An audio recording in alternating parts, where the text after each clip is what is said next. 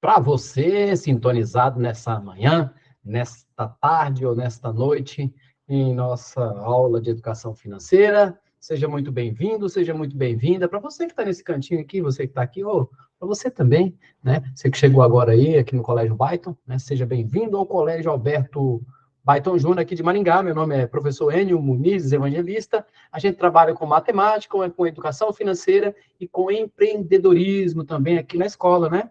Nesta manhã, ou nessa tarde, ou nessa noite, que você acessou esse arquivo maravilhoso aqui no YouTube, você tem, assim, a chance de interagir com a gente aqui no colégio, mandar suas dúvidas também aqui no chat. Você pode entrar aqui nesse link de conversação, de mensagem, e falar com a gente, mesmo que seja uma aula gravada, a gente lhe responde com todo prazer.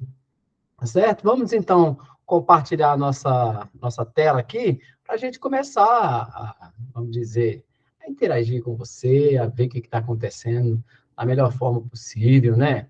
Ver direitinho o que tem. Olha para mim, vê se aparece aí na nossa aula maravilhosa. Dá uma olhadinha. Ô, professor, está aparecendo aqui, ó, né? O senhor está projetando aí, professor? Ó, você falando, né? A influência do dólar na economia mundial, nossa aula de educação financeira maravilhosa. Seja muito bem-vindo. Vem para cá, vem para cá. Vamos ver o objetivo da aula. Olha lá. O objetivo da aula é identificar a influência do dólar na economia mundial, não é? Ou então analisar casos em que o dólar interferiu na economia mundial. Claro, a aula é um resumo de um assunto, de um tema, né? O nosso tema é sobre a questão dessa moeda maravilhosa do dólar, né?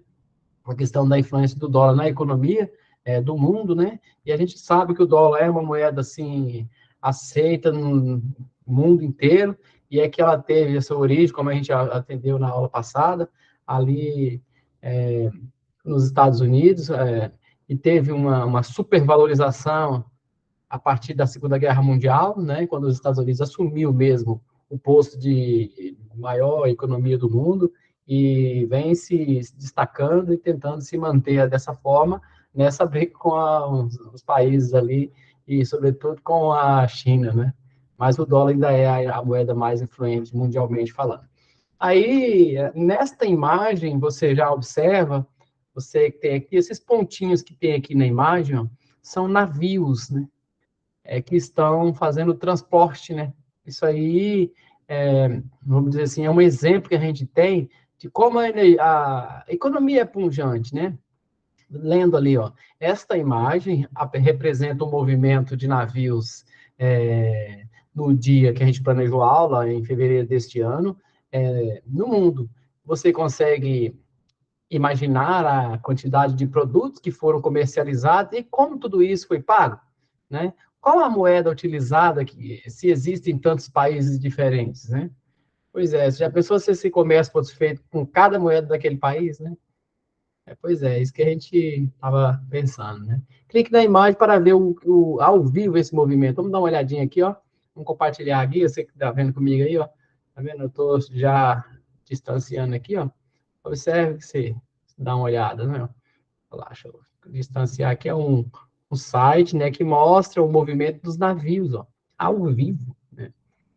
Aí, ó, vendo aqui, esse aqui acima na América aqui, né, América Central, ó, tá vendo, ó, ó os navios como que estão aqui, ó, ali na África, né, ó, ó como é que tá aqui, ó, olha só, a Península Ibérica, Portugal, ó, como é que tá de navio, isso aqui é ao vivo, ó, como que tem um tráfego de navio aqui, ó, né? Vamos ver aqui no Brasil como que está hoje os navios aqui, como que estão aqui no nosso país, né? Tem um movimento menor, assim, de longe falando, né? Observando de longe. Vamos observar aqui em Salvador, Bahia, ver como é que estão os transportes, ó. Ó, como é que está o transporte aqui, ó. Tá vendo aí, ó? Aqui em Salvador tem ali, ó. Você coloca o cursor em cima, ele mostra para você o nome daquela embarcação, né? Aí, ó. Essa Vitória Régia é um ferryboat que transporta o pessoal de Salvador para a ilha de Itaparica, tá vendo? É um para lá e para cá o tempo inteiro, né? E aí vai, ó, né? Na costa brasileira, né? observando esse movimento. Talvez o movimento maior seja ali no continente europeu, né? Você vê que a internet está uma falhadinha, assim, mas a gente vê essa realidade dessa forma, né? Você vê, ó, olha lá. Ah, rapaz, é muita coisa, né? Que tem espalhada pelo mundo, né? A logística, né? Você vê como que funciona essa logística de navios aqui, sobretudo aqui nesse mar Mediterrâneo, aqui na Europa, né? Por aqui assim, né? Que é o Mediterrâneo. Você tem aqui a Itália, olha como é que está aqui o tanto de navio aqui nesse Golfo, né? Deixa eu ver aqui. Isso aqui é a Grécia, ó. Viu aí, ó? Que bacana, né? Aqui na Croácia. Deixa eu ver aqui. É muito bonito, né? Muito bacana. E é uma informação legal, é ao vivo, né? É isso aí, vamos voltar lá para a nossa aula, compartilhando então. Você conseguiu perceber como que Então, esses navios que estão espalhados, nesse dia aqui que a gente gravou a mensagem, tinha mais navios aqui na costa brasileira, aqui nesse outro lado da América do Sul, né? E você vê como que está o movimento nos Estados Unidos também, né? No norte da América, né? Observe a imagem, observe que esta imagem aqui do lado, ela demonstra como a globalização permite que as pessoas negociem no mundo inteiro, né? As coisas, ou seja, existe essa logística de levar e trazer produtos, né? Que sejam produtos produzidos aqui no Brasil ou então produzidos no exterior, vindo aqui para cá, né? Você vê o aviãozinho aqui, o navio, ó, aqui dentro do nosso território, para o território lá da Europa, ali para a África, né? E as pessoas fazendo negócio, os caminhões, o avião aqui, transportando avião de carga, né? Você tem conhecimento sobre os 6 principais produtos que o nosso país exporta? Vamos ver lá, ó. Como foi falado na aula ao vivo, né? Você que estava comigo ali na aula, olha só, os principais produtos exportados pelo Brasil, feito um estudo há alguns anos atrás, em 2021, né? O valor em dólar, esse FOB, em relação, assim, desconsiderando como que foi o transporte, né? Falando só do produto. Então, o minério de ferro, que é o primeiro, 42,2 bilhões. Então, esses 42,2 bilhões é só o produto, independente se foi de navio e tal, né? Como que foi feito esse transporte, né? Foi vendido para o exterior 42 bilhões de dólares, né? Em minério de ferro. Então, é o primeiro produto mais exportado no Brasil naquele ano. O segundo produto, soja, né, 37,3 bilhões. O terceiro produto, óleos brutos, né, de petróleo, 27,4 bilhões de dólares. Quarto produto, açúcares e melaços, 8,5 bilhões. Esse açúcar e melaço são base para produzir, para a indústria alimentícia, né? O quinto produto, carne bovina, 7,4 bilhões, e farelos de soja, né, também, indústria alimentícia, 7,2 bilhões. Claro, tem esses aí, são 3 produtos, né, 4 produtos que são indústria alimentícia, né, só o minério de ferro e os óleos de petróleo que não são alimentos. Você vê que como que é falado por aí, a gente ouve falar que o Brasil é um dos maiores produtores de alimentos, né, do mundo, e o maior produtor de carne bovina, né, do mundo. Observe que os valores foram negociados em dólares, mas atenção, foram em bilhões de dólares. A gente colocou aqui no rodapé só para frisar, né? Vamos assistir a um vídeo agora que a gente vai ver, o professor vai explicar aqui sobre a questão. Você sabe o que causa a oscilação do dólar? Aí um pouquinho. Professor, só um minutinho. Professor, um minutinho, eu ver aqui, professor. Eu preciso fechar o Você microfone. sabe o que causa a oscilação do dólar e como ela afeta a economia? Bom, diariamente escutamos nas mídias que o dólar subiu ou caiu, mas por que isso importa tanto para nós aqui no Brasil? Além do aumento nos custos das viagens, a cotação do dólar também reflete em vários outros fatores na economia. Primeiro, você precisa saber que existem 2 tipos de dólar: o dólar comercial e o dólar turismo. O dólar comercial é aquele negociado por empresas e instituições financeiras. costuma ser mais barato do que o dólar turismo justamente pelo fato do volume de transação ser bem maior. Nos noticiários sobre economia, o mais comum é que seja falado sobre o dólar comercial, pois é o valor desse dólar que impacta a economia. Já o dólar turismo é esse que pode ser comprado por pessoas físicas. Por exemplo, na hora de trocar dinheiro para viajar, o dólar negociado será o dólar turismo.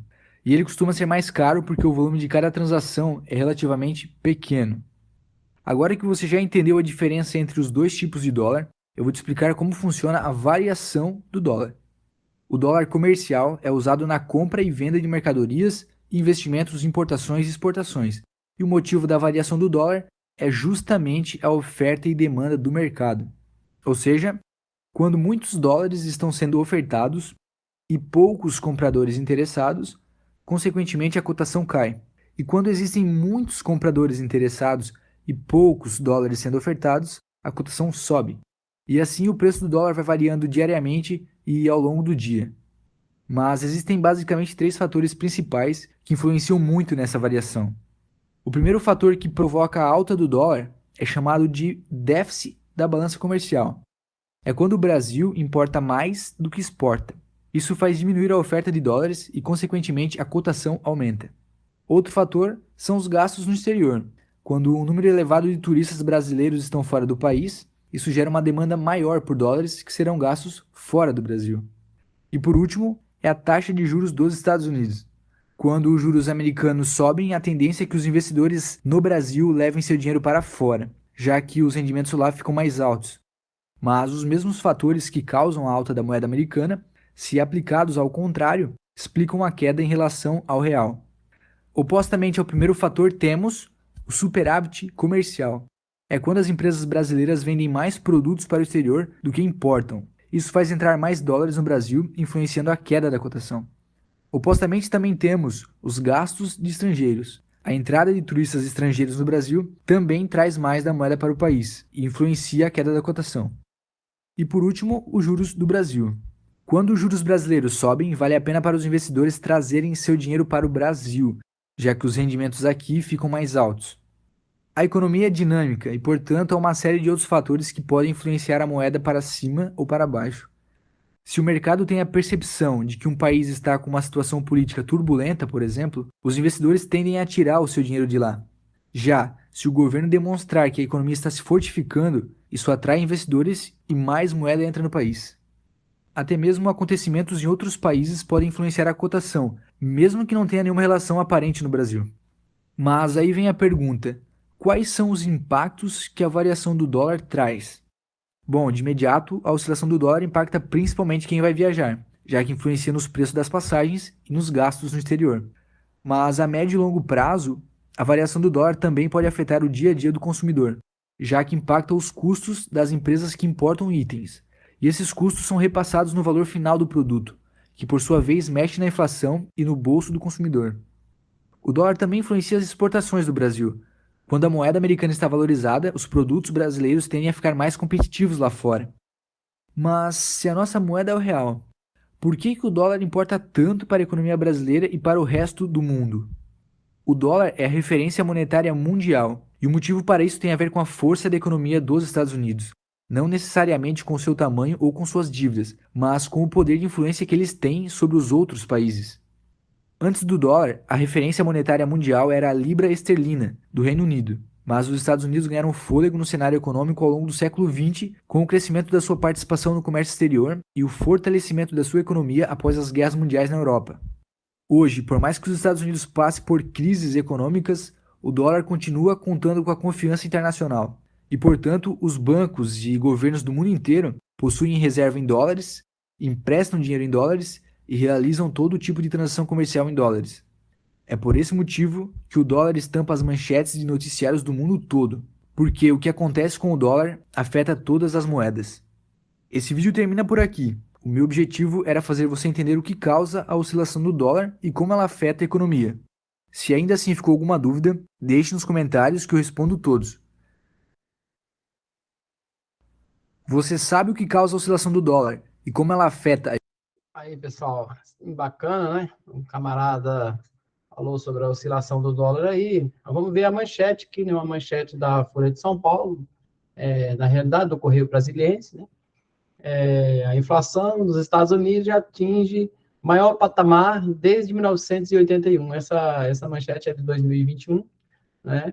Na época da pandemia ali, já estava já bem consolidado o processo para, vamos dizer assim, do meio para o final daquele, vamos dizer assim, porque a pandemia começou em 2020 e em 2021 já estava saindo, né? Aí, mesmo assim, a inflação, que ainda continua agora nos Estados Unidos um pouco elevada, nessa época, ela bateu uma taxa alta do passado desde 1981. Você vê que, como o autor do livro comentou, que o dólar faz parte das manchetes no mundo inteiro, né?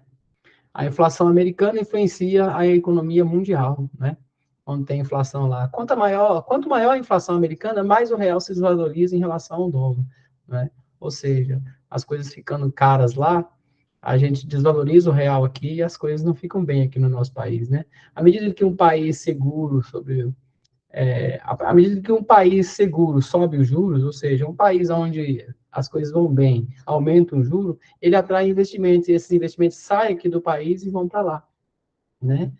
Que poderiam vir para o Brasil. Esse investimento não vem para cá, vai para lá, para onde eles aumentam os juros, né? Assim, o número de investidores que depositam suas economias em dólar aumenta, né? Naquele país. Então, o fato, por exemplo, de nos Estados Unidos, se a inflação está elevada, uma forma de combater a inflação é elevar os juros, né? Então, se eles elevam os juros, eles chamam os investidores daqui para irem para lá, mesmo que não sejam investidores brasileiros, que sejam investidores que fazem investimentos aqui no nosso país, né? Aí você vê o gráfico que está aí, esse gráfico é um gráfico da inflação mensal lá em 2021, né? A escalada da inflação dos Estados Unidos surpreende o mercado e avança 1,3 em junho, acumulado em 9 pontos percentuais em 12 meses, maior taxa desde 1981.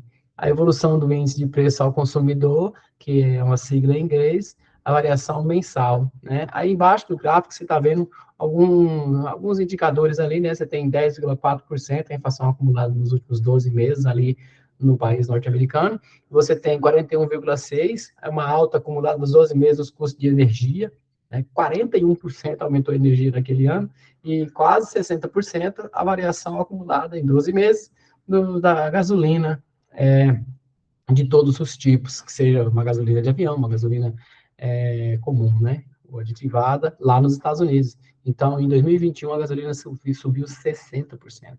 Né? Então, a economia mundial, ela se desestabilizou ali no período da pandemia, e o gráfico descreve bem ali, né? Você vê como ela ficou subindo e descendo ali no gráfico, né? E alguns itens muito mais assim, com uma variação bem alta, né, em relação aos preços naquele ano nos Estados Unidos. Isso aí descreve o processo de, vamos dizer, de uma recessão, né, uma crise que aconteceu no período da pandemia, né? Vamos agora numa atividade, ó. No ano de 2015, o Brasil exportou 5,9 bilhões de dólares em carne bovina, né? Já no ano de 2022, né, já dando uma atualizada, o Brasil exportou 13,09 bilhões de dólares. A porcentagem que representa esse aumento no valor da arrecadação nas exportações da carne bovina é na ordem de, como a gente fez em sala, né, pessoal? Vamos colocar aqui as opções. A gente fez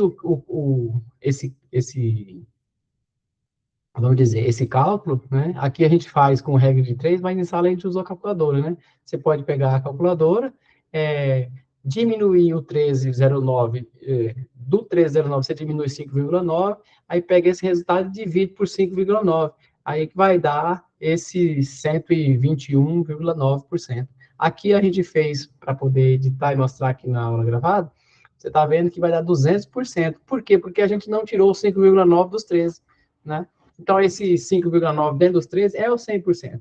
Por isso que, se você fizer a conta, vai dar 221 menos 100%, 121,9%. Então, a resposta certa é ali a resposta 4, né? Você vê que tem 1, 2, 3. A quarta resposta, no caso aqui, na nossa aula gravada, né? Outra atividade, né? Vamos ver aqui, ó, a importância do dólar no mundo é imensa, porque ele é visto como uma moeda confiável. Empresas, países, pessoas podem negociar em dólar. Considerando a alta do dólar frente ao real, analise as alternativas. Qual é das alternativas que é correto? Vamos ver aí, né? Qual que vamos fazer assim, um verdadeiro ou falso, né?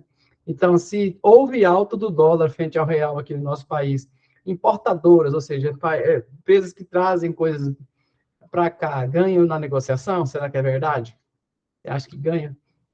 Eu acho que não, né? Eu acho que elas perdem, porque se o dólar está mais alto, elas vão pagar mais caro. Talvez tenha um risco de tomar prejuízo, né? Pois é, geralmente é assim, quando você encomenda uma coisa, por exemplo, encomenda, aí eles demoram lá 3 meses para fazer. E aí o dinheiro, o preço que você vai pagar não é aquele combinado. Geralmente é assim, é o preço do dólar do dia. Se o dólar aumentou, a empresa toma prejuízo.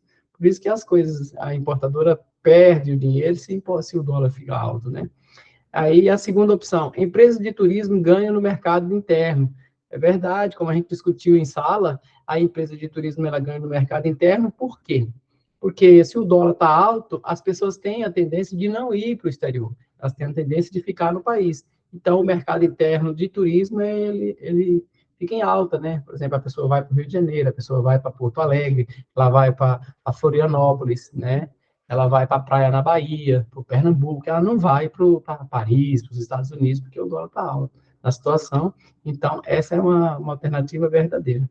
A outra alternativa verdadeira também é que as empresas brasileiras ganham mais nas exportações. Se você vende para fora, você tem a tendência de ganhar mais porque o dólar está alto, né? Então, exportar quando o dólar está alto é um bom negócio. Por isso que, por exemplo, quando nem tem tanto tempo, quando o dólar estava alto, a carne brasileira estava muito cara, por exemplo. Por que a carne ficava cara? E ainda é um pouco cara, porque o produtor de carne, como o dólar está alto, ele quer vender para o exterior, então ele vende 90% da carne tudo para o exterior, né? Aí o mercado interno fica desabastecido, tem a tendência da pouca oferta, da grande procura, aumenta o preço da carne aqui no país. Esse é um dos motivos, né? Então, quando o dólar está alto, é o contrário. Se o dólar está baixo, as pessoas têm a tendência de vender aqui mesmo, as coisas ficam mais baratas. Você vê como que é a economia complexa, né, gente? Aí, essa última fala assim, ó, as instituições com dívidas em dólar saem no lucro. Claro que não. Se você está devendo em dólar e o dólar está aumentando, está mais caro, você vai ficar no prejuízo, né?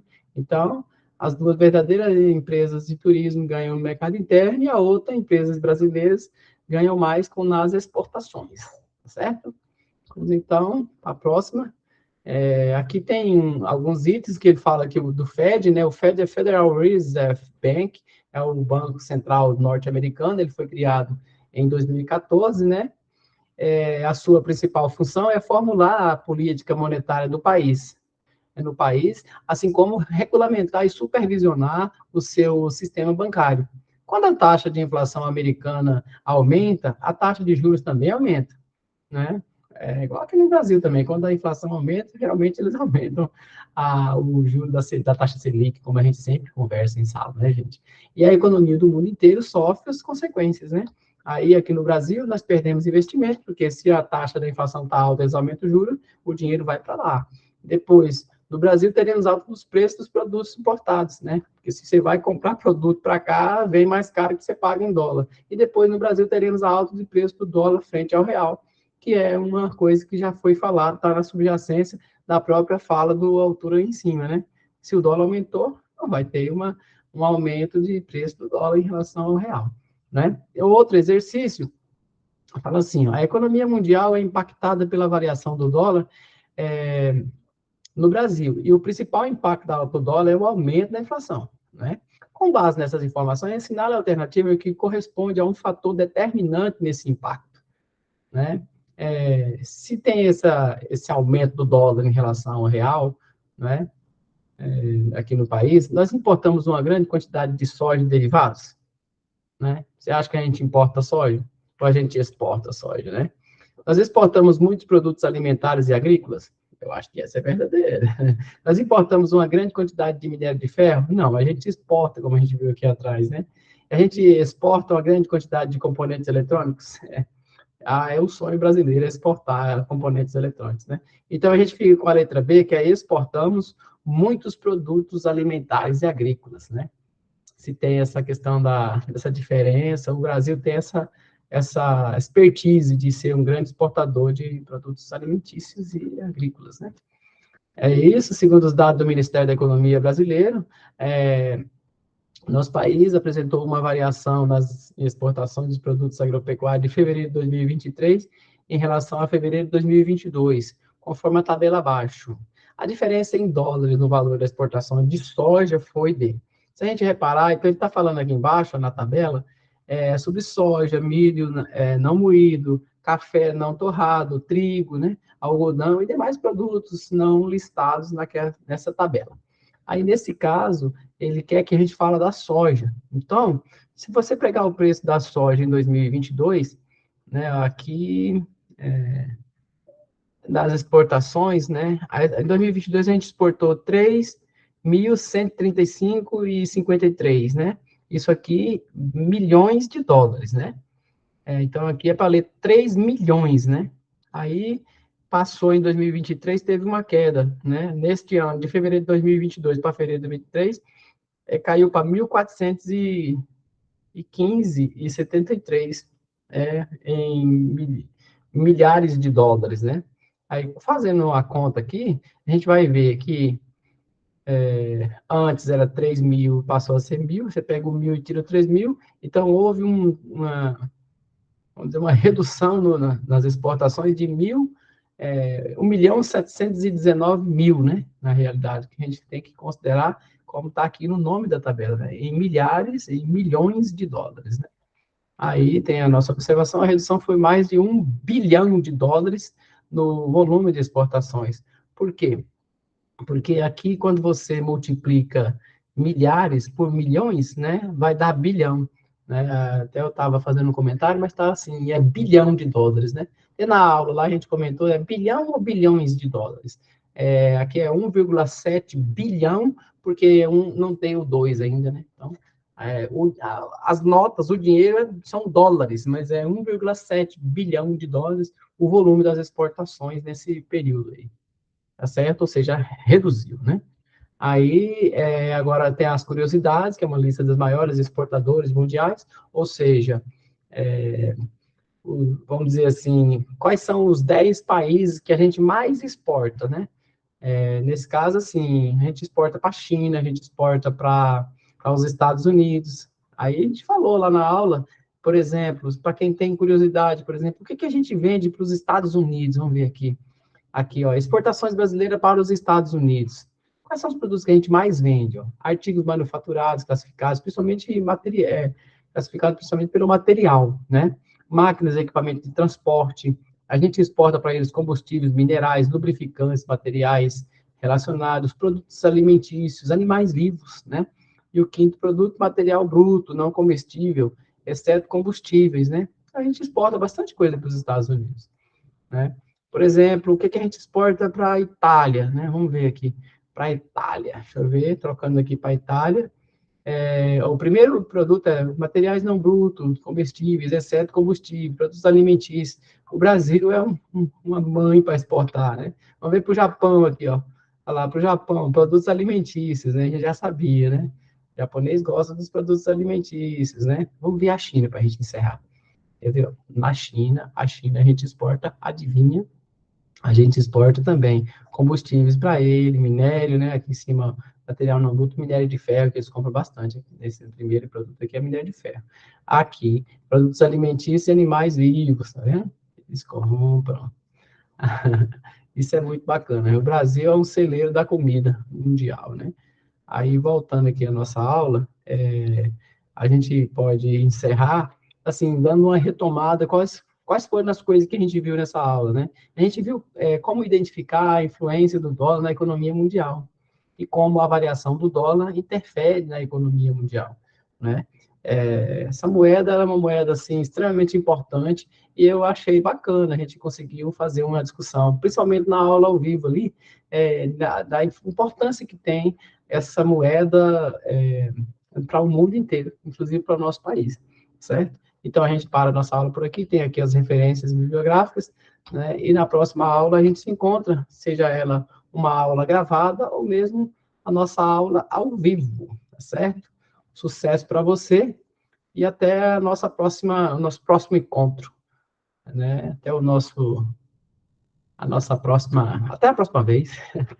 Tchau para vocês.